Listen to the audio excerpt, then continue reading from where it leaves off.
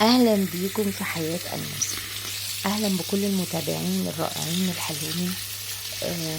أنا مش متضايقة من الناس اللي بتلغي المتابعة، أنا مش عارفة هما بيعملوا كده ليه، بس ده واضح في كل القنوات. في ناس كتير فعلا جالها إحباط ومتضايقة.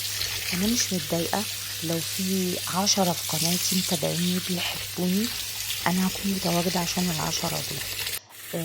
مش زعلانة خالص ومش متضايقة، القناة مصيرها هتكبر وتتفعل. يلا ندخل في المهم. انا عندي كمية ملوخية عشان هفرزها. اهم حاجة عندي الغسيل، اهم حاجة عندي الخل.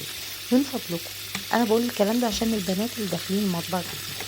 في كمية طفيليات، طحالب، حاجات كتير جدا لا ترى بالعين المجردة، فلازم نغسل حلو.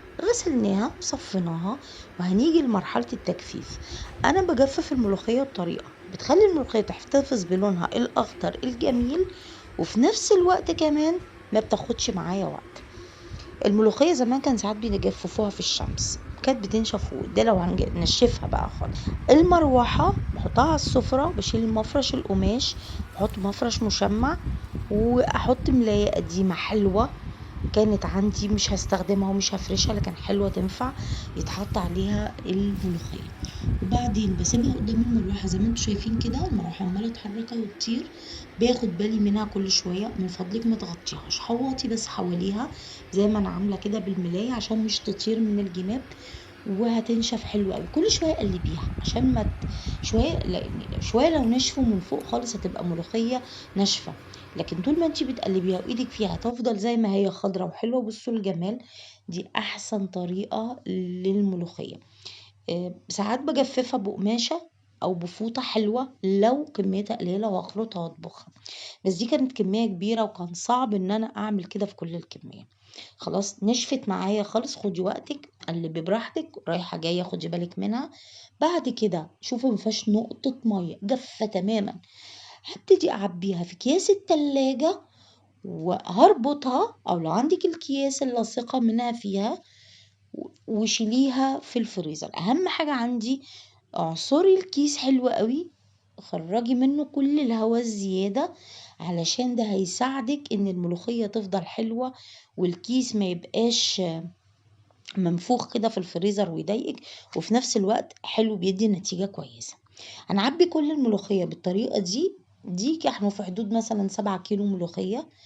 جزء منها كان دبلان، مش برمي جزء الدبلان لان انا عايزاها، ما انا كده كده هنشفها، يعني ارمي الدبلان ليه؟ ما انا هدبلها.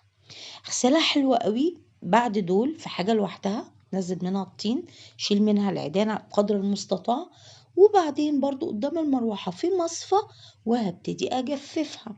خلاص احنا ما زلنا في مرحلة تعبئة الاكياس في اللي هنحتفظ بيها في التلاجة، ودي المرحلة الأخيرة من تجفيف الملوخية. خلاص، اجمل ملوخيه فروزن هتاكليها بلونها الحلو ده هي الملوخيه اللي معموله بالطريقه دي. انا جربت حاجات كتير كمان بعمل كده في ايه، في خضره المحشي. بجيب خضره المحشي بقطع العيدان، لو العيدان هحطها مثلا تحت في الحله في القاع او من فوق الوش، وبقطعها، بقطع الورق وبشيله في الفريزر بنفس الطريقه، بسيبها قدام المروحه وهي عيدان زي ما هي عشان مش تطير وتضايقني. وبعدين لما تجف ابتدي اتخلص من الجزء اللي فيه العيدان وابتدي اقطعها بطريقتي وفي الاكياس بالطريقه دي واشيلها.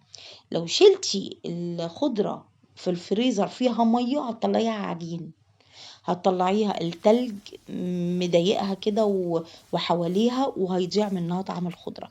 بس لو اضطريتي والخضره ابتدت تغلى وهتغلى، احنا عارفين في الشتاء ايه اللي بيحصل، فالملوخية مش شتوي لكن ممكن تلاقيها وتلاقيها غالية، فاحتفظي بشوية. الفروزن كمان بقت غالية وما بتعملش كمية كبيرة. دي احلى طريقة ملوخية هتجففي بيها الملوخية. خلصنا كل الاكياس، بصوا الجمال، شايفين انا مطلعة منها الهواء لدرجة انها هي والكيس حتة واحدة. انا عايزة ده. هتطلع بقى، هتطلع زي ما هي كده وبالمخرطة، ومثلنا نطبخها مع بعض وبالمخرطة. عايز تخرطيها وهي جوه الكيس براحتك، بتكون سهلة وبتتكسر بسرعة وبتتخرط بسرعة قوي. عايز تحطيها في الكبة مع شوية شوربة برضو براحتك. دي حلوة ودي حلوة. دي بقى الملوخية اللي انا جففتها اهي، هتشوفوها دلوقتي.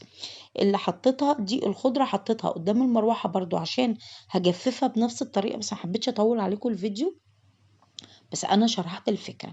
ودي الملوخية اللي احنا جففناها بتقعد خضرة وجميلة طول السنة، ولا بيحصل لها اي حاجة. احسن طريقة تجفيف ملوخية هي تجفيفها ورق، وتكون جافة جدا، بس انا حبيت اوريكم الطريقة والتكات اللي موجودة فيها. برضو نفس الموضوع، ادي الملوخية الناشفة دي هحتفظ بيها في برطمانات في التلاجة. دي هتقعد معاكي طول السنة. ودي الخضرة جفت تماما زي ما انتم شايفين، وهبتدي اشيل منها العيدان واقصقصها بالمقص واشيلها في الفريزر. وادي كمية الملوخية اللي عملناها، وادي الخضرة لونها جميل. ولو عجبكم الفيديو لايك وشير وسبسكرايب. تحياتي أنوسة.